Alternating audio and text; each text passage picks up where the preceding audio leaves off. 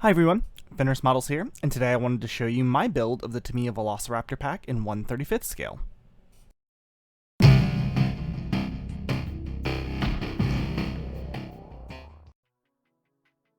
kit comes with 6 raptors, 3 on each sprue. One thing I really liked was that they made it so that you can use whatever legs on whichever torso and whatever arms you want. This lets you customize the poses and ensure that you have 6 unique animals by the end. Now, I'll only be showing the build process for one of the raptors, but it is the same for all of them. Each part was carefully removed with some snips, cleaned of any nubs or seam lines, and set into like piles. From there, I just chose a torso randomly and then added random legs and arms with Tamiya Extra Thin. For the time being, and for ease of painting, I did glue them to the rock bases, but as you'll see later in the video, this did wind up being a bad idea. And of course, this was repeated for all of the raptors. Now, this diorama actually does have a few things from additional kits as well. The Tamiya Triceratops diorama, for instance, has 2 raptors in it, which I still added this one for a total of 8 raptors. Once each was assembled, it was time to apply some putty to hide those seam lines. A little Tamiya basic type is squeezed into a palette, and some airbrush cleaner is added until the putty is relatively thinned. A toothpick is then used to apply the putty along any seam lines. Here, I'm more focused on getting it in every seam than I am about being neat about it. And that's mainly because I can come back after the putties begin to set up and use some Tamiya Extra Thin, which is chemically about the same thing as airbrush cleaner, to feather out and clean up the putty. The built-in applicator brush is perfect for this.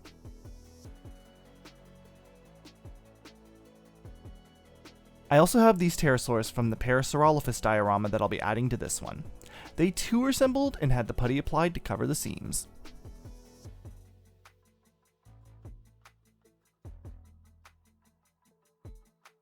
While I waited for the putty to dry, I could work on the cycad. Since I didn't use the diorama base from the Parasaurolophus either, I figured it would work perfectly for this one.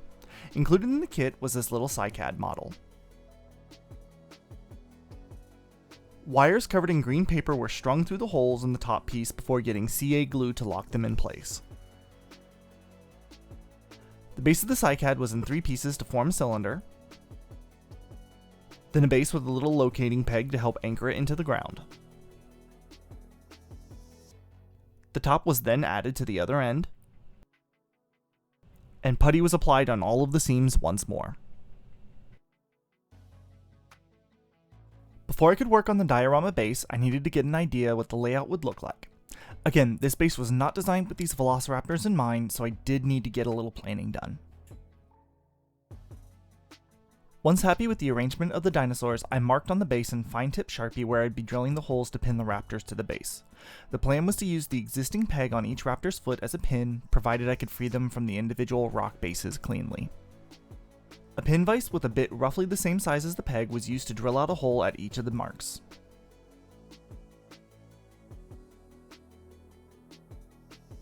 Once the putty had fully cured, I could move on to painting. Starting with the cycad, I painted the trunk in Vallejo Model Color Hull Red 70.985, followed by heavy dry brushing of Model Air USAF Light Gray 71.276. For the leaves of the cycad, the kit came with this textured paper.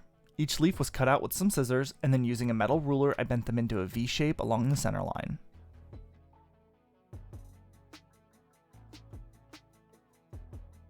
The wires were bent into the rough positions I need them to be in, and then each leaf was glued in place with some white PVA glue. It's important on these to only apply the glue along the center line so it glues to the wire. You don't want the leaf to glue itself shut from edge to edge.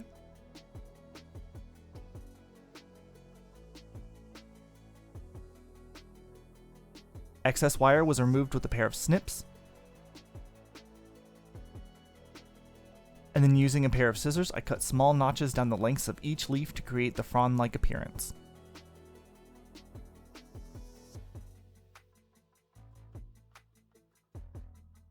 Once the notching was complete, I could position the frond how I wanted it. And then on to painting the dinosaurs, or flying reptiles in this case. Well, one of the fun things about painting prehistoric animals is that you have the free reign to paint them however you so choose.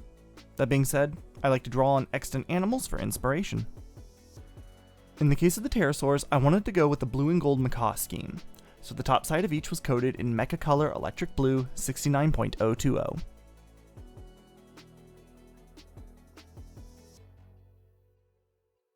Model Color Flat Yellow 70.953 was used for the underside.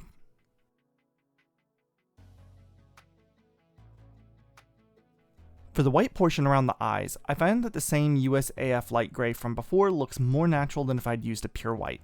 In nature, things are rarely that stark of a white. Similarly, things aren't often pure black either. So for the beaks, I used model color German gray 70.995.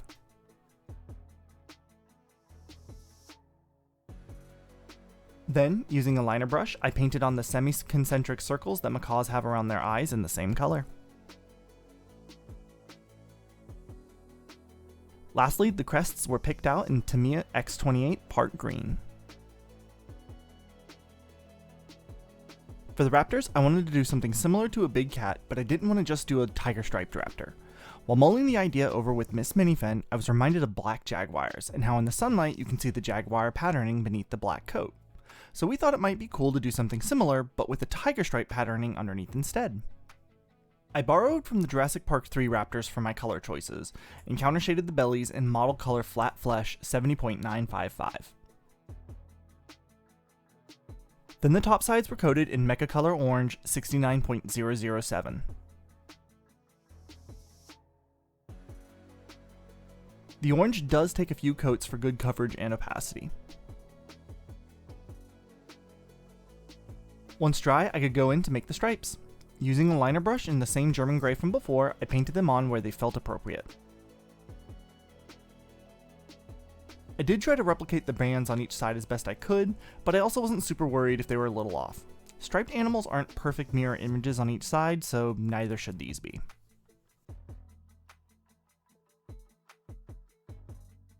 One thing I tried to do with these was make each and every one unique. Not only in the stripes aren't exactly the same kind of way, but on some of them I painted on full-on bands of color instead of stripes. Others would have stripes completely missing from like the arms or the legs.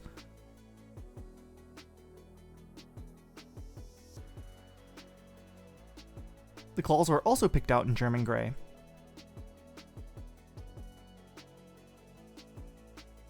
And the mouth in Model Air Red 71.269.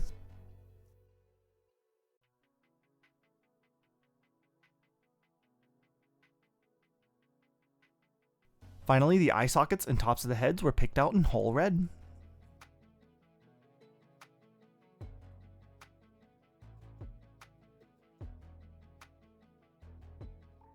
The last thing to do to complete the effect was to coat the entire model in Citadel's Agrax Earthshade acrylic wash. This was allowed to dry, and then a second and third coat was applied similarly. You can see here the effect it makes, with the two in the background having just 2 and 3 coats of the wash applied respectively.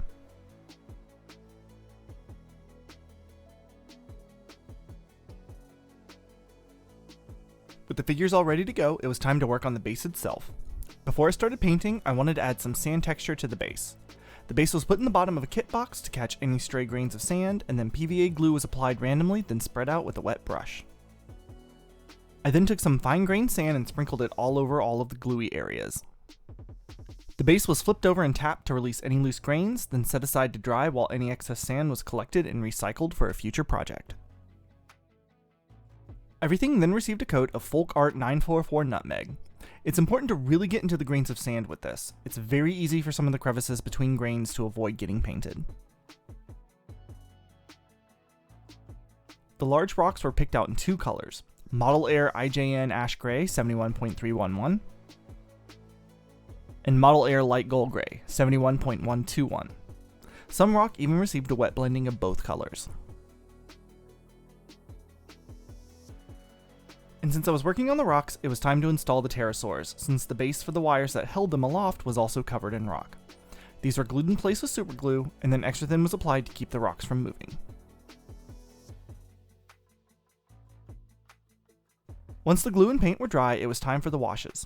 In a random fashion, I applied some Mecha Weathering Oiled Earth Wash all over before feathering it out with a brush. The same process was repeated with Game Ink Sepia and Agrax Earthshade.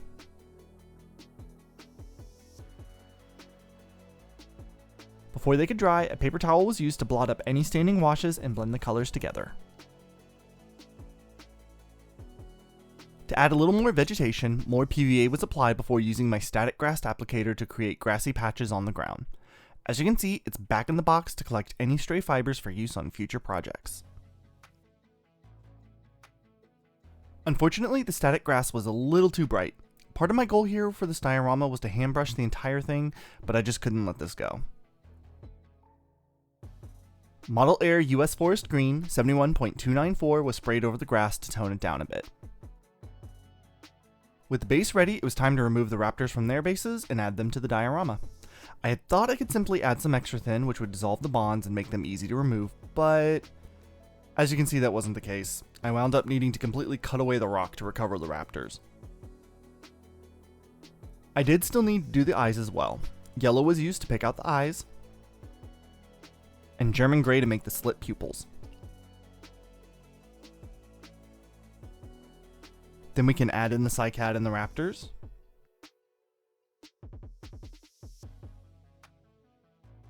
And once everything was attached, we can paint the base edge in black and call this one good. So there we go, my take on Tamiya's Velociraptors. As mentioned previously, I did steal 2 more raptors from the Triceratops diorama kit, as well as the Basin Pterosaurus from the Parasaurolophus one, but I think it works out pretty well. Now, I'm sure already some of you have spotted the bushes in these photos. I wound up losing the footage, but they're simply woodland scenic clump foliage glued on with PVA glue. Of course, grass and bushes are a little anachronistic for this, but it looks good. But make sure to let me know down in the comments what you thought of this build. Thank you, Cali Bear, and all of my starter set patrons. Your support is invaluable and keeps this channel going. And thank you for watching.